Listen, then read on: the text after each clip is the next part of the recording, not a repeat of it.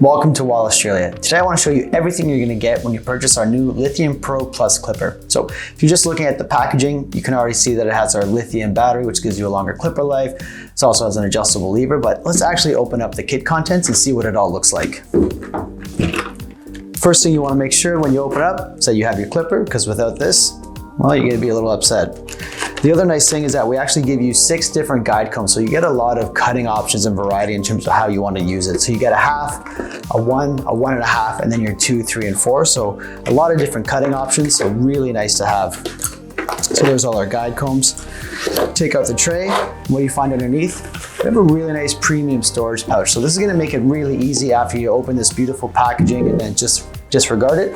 This pouch is going to be great to keep all the kit contents in it. So when we look at this, here's some instruction and information. Don't just throw this out. It's really useful. Give it a read. It's going to tell you your run time, your charge time. So give that a look over. What we're going to find in here is our charger. So you don't want to lose this. We need it for our clipper. You're going to find your oil, your styling comb, your styling scissors if you have slightly longer hair, and then we also have our cleaning brush. So here's everything you're going to get when you purchase that new Lithium Pro Plus clipper.